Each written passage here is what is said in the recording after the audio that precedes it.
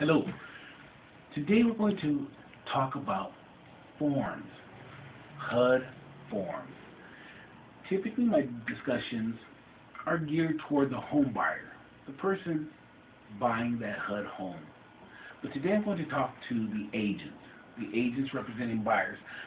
The reason is there's nothing worse than having written an offer, gotten it accepted, only to lose it because you improperly completed forms and didn't know how to follow through. So I'm going to try to shortcut some of that for you and help you out with that. Let's discuss first the sales contract. When you're uploading your offer onto HUDHomestore.com, it's going to ask you a few questions. One being the name of your buyer. Know the name of your buyer. You may have been his best friend for 30 years and called him Billy and never knew his name was William. And that's how he wants it on his deed. Therefore, that is how you should upload it to the transaction. Second thing, line item 12 on the sales contract.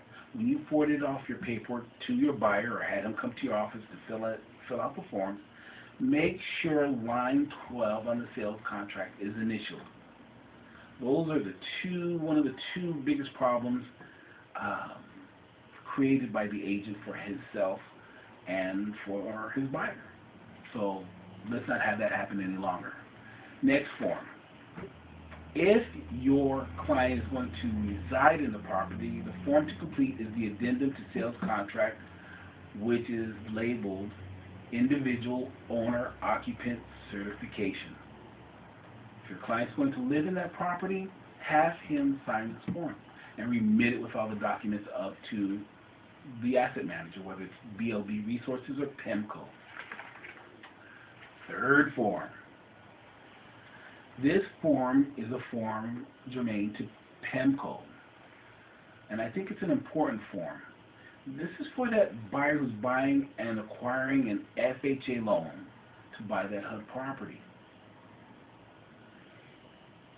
If the property is valued at and has been appraised at by an FHA appraiser, because that's how HUD acquired the valuation, if that property's been appraised at $100,000, then that's the value. But your client loves it. He wants that house. He says, I'm going to bid $105,000. He's going to come in, your buyer, with 3.5% down payment. 3.5% of $105,000 is $3,700 thereabouts. But that is not what he comes in with. He's got to come in with that $5,000 overage in cash, plus the 3.5% of the $100,000 listed price. So he's coming in with $8,500, not $37,000. Big, stark contrast. So do the math. Know these protocols because they're pretty hefty. Now, one point of consideration to go along with that. Let's suppose your client wants to bid $120,000 on that property. He loves it. He's seen 38 business cards. He's worried about competition. What should he do with regard to a loan? Well, first let's talk about the form. You fill out the form denoting the original price, the list price, and the price he's offering. That protects you.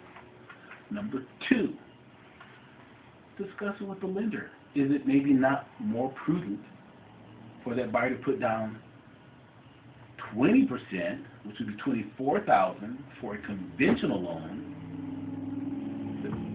I'm presuming he has the credit score to qualify. But wouldn't it be better to do that than to put down $23,500 for an FHA loan and have PMI? So you have got to be your client's best advocate.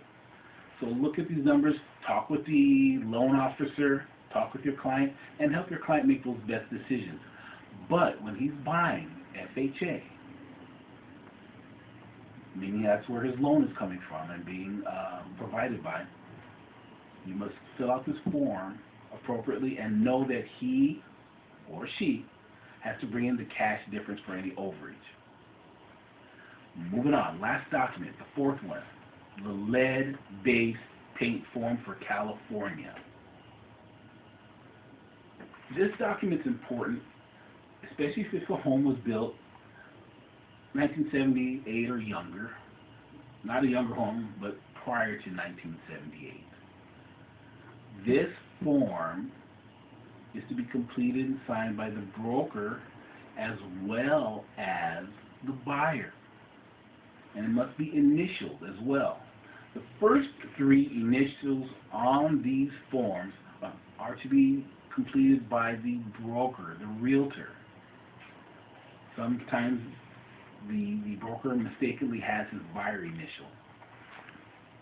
Those first three initialings are by the broker.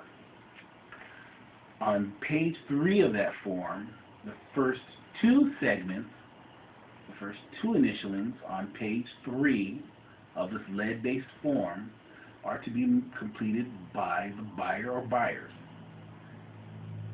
And then there's yet another area to initial, and that time it's for the broker. Hopefully this little segment helps you with a successful transaction, no errors in remitting your paperwork. Happy selling.